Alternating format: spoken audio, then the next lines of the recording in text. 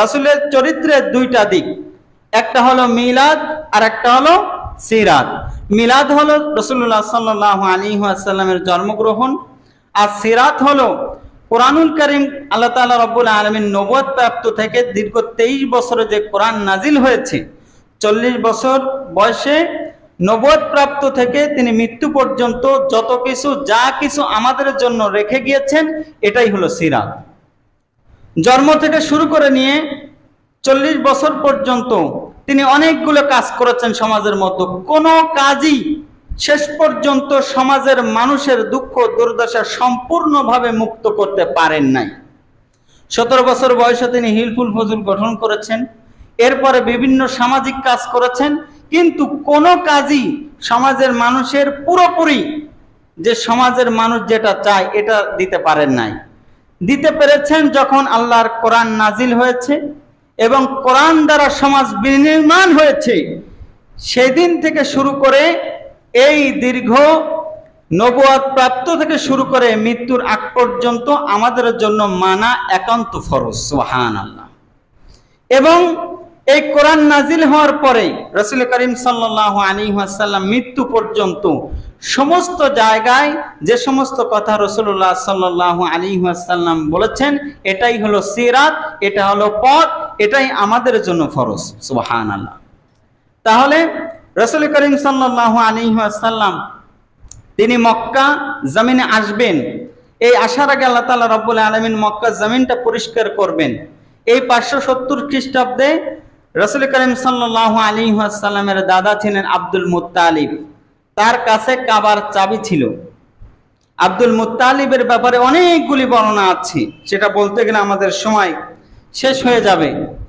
যে এই 570 খ্রিস্টাব্দে যে আপনারা সূরাতুল ফিল পড়েছেন, এরপরে তাফসিরে শুনেছেন, মূল কথা হলো আল্লাহ তাআলা রব্বুল আলামিন এই জমিনটাকে পরিষ্কার করবেন।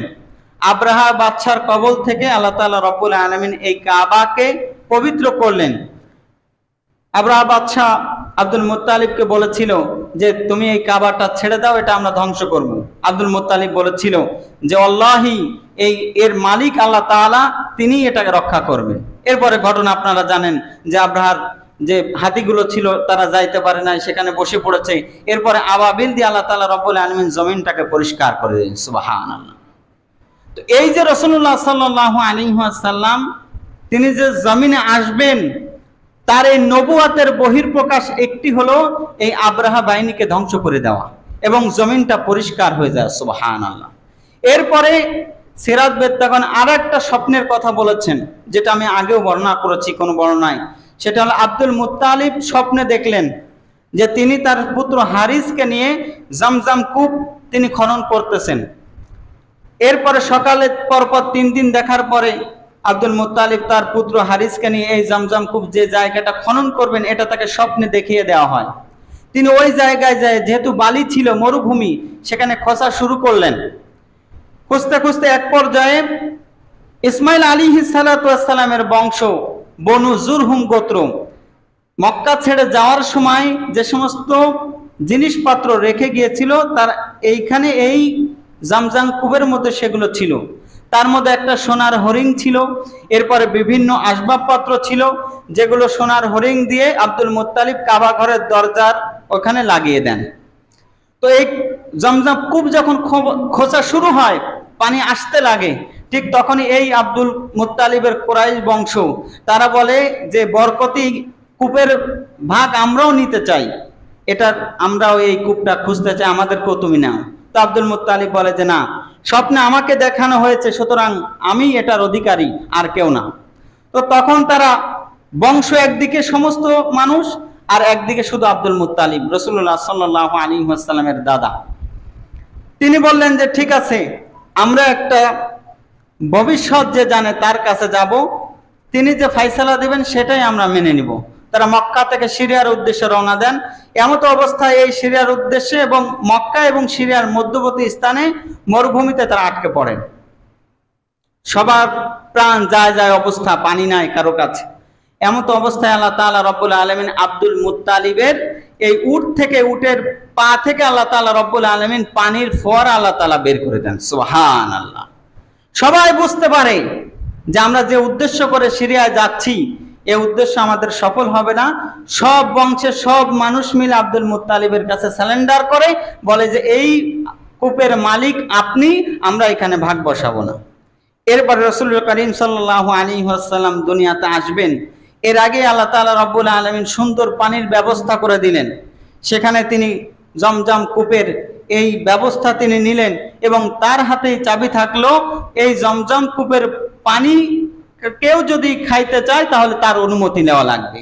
সুতরাং আল্লাহ তাআলা রব্বুল আলামিন এই জমজম কূপের অধিকারী আমার রাসূলকে করে দিলেন। সুবহানাল্লাহ। এভাবে আল্লাহ তাআলা রব্বুল আলামিন মক্কাকে পরিষ্কার করলেন। এখনো পর্যন্ত কিন্তু আমার রাসূল আসেন নাই।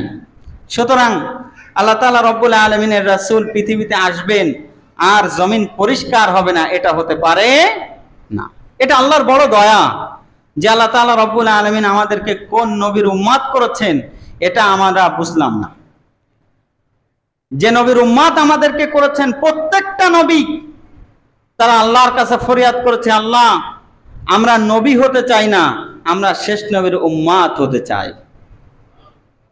প্রত্যেকটা নবী তারা আল্লাহর কাছে আক্ষেপ করেছে, আল্লাহ আমরা নবী হতে চাই না, আমরা শেষ নবীর উম্মত হতে চাই। এই উম্মত হওয়ার জন্য আমরা কি আল্লাহ তাআলা রব্বুল আলামিনকে কোনো ট্যাক্স ফি দিয়েছি? এটা আল্লাহর বড় একটা দয়া আমাদের উপরে। রাসূলুল্লাহ সাল্লাল্লাহু আলাইহি ওয়াসাল্লামের উম্মতদের কাল কিয়ামতের ময়দানে যার আমল নামায় গুনাহ ভারী হয়ে যাবে, এরপরে রাসূলের উম্মত বলে তাদেরকে সম্মান দেওয়া হবে। যদি জাহান্নামও দেওয়া হয়, এই ব্যক্তির দাড়ি যদি থাকে রাসূলের সুন্নাতের কারণে, যদি হাত পড়ে রাসূলের সুন্নাতের কারণে তার দাড়িটা পড়বে না। এটাই হলো আমার রাসূলের বৈশিষ্ট্য। এজন্য রাসূল করিম সাল্লাল্লাহু আলাইহি ওয়াসাল্লাম মক্কায় আসবেন। তার আগমনটা কেমন ছিল আমরা আগামী জুমা থেকে আমরা আলোচনা করব। আল্লাহ তাআলা আমাদেরকে বোঝার তৌফিক দান করুক যে ইসলাম ছাড়া, রাসূলের আদর্শ ছাড়া একটা ইসলামী সমাজ বিনির্মাণ যেমন হতে পারে না, একটা দেশে ঠিক তেমনি ভাবে রাসূলের আদর্শ ছাড়া মানুষের মনে কখনোই সুখ আসতে পারে। যত তন্ত্রমন্ত্র যা কিছুই দেন না কেন, আল্লাহর কোরআন হাতে নিয়ে বলে গেলাম,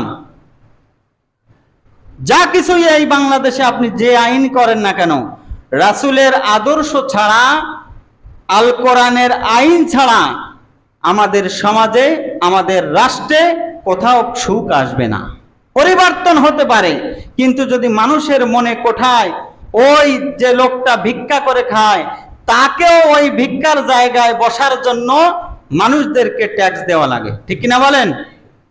একজন ভ্যানওয়ালা ভ্যান চালাবে, তার জন্য ট্যাক্স দেওয়া লাগে। সুতরাং 15 বছরের জিন্দেগিতে এমন কোন জায়গা ছিল না যেখানে মানুষ জুলুমের শিকার হয় নাই। এই জুলুমকে উৎখাত করে দিয়ে যদি সুন্দর সমাজ ব্যবস্থা বিনির্মাণ করতে হয়, তাহলে আল্লাহর কোরআন ছাড়া, রাসূলের আদর্শ ছাড়া আর কোনো উপায় নাই। আল্লাহ তাআলা আমাদেরকে বোঝার তৌফিক দান করুক।